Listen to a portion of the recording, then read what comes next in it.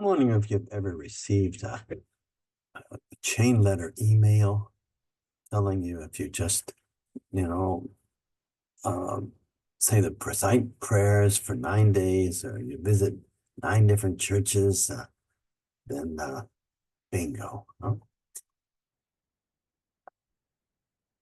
Today's readings do not have Jesus jumping through any hoops in order to connect with God. Um, these readings are about two individuals who felt helpless, a man, Jairus, and the woman with the flow of blood. And the reaction of Jesus to being interrupted was compassion. So let's look at scene one.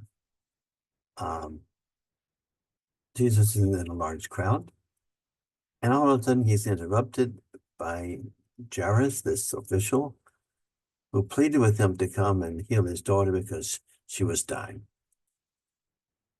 He stopped everything. He followed Jairus. And then scene two,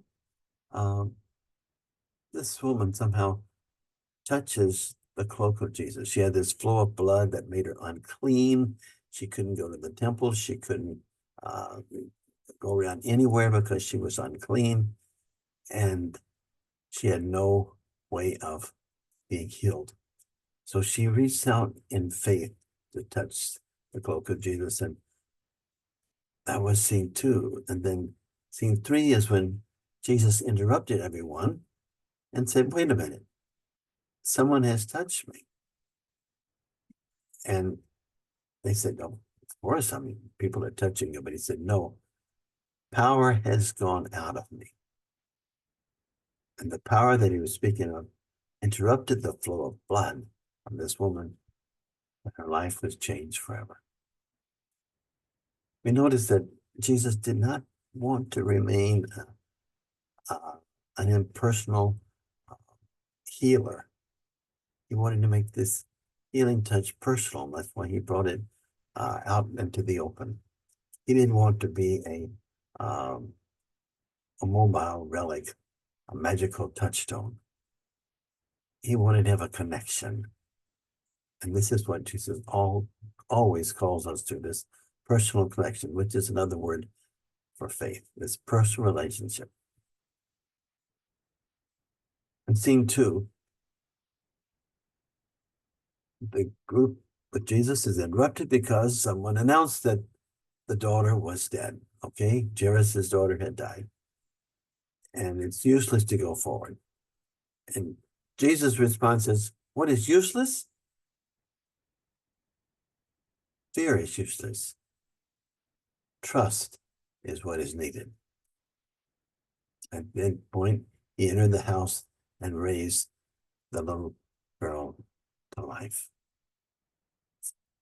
You know, we might ask ourselves, how do we respond to the interruptions in our lives? We all get them, huh?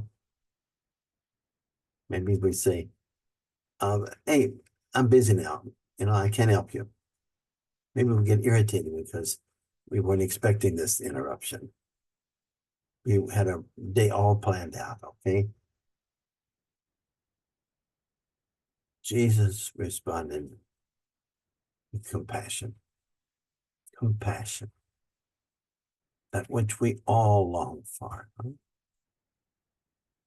My friends, there are many powerless around us in many ways. Do we have the courage, the faith connection necessary to see these interruptions not as interruptions, but as opportunities to make connections, to heal, to be a healing presence? To say that we really care. My friends, this gospel, it intends to disturb us, to interrupt our lives.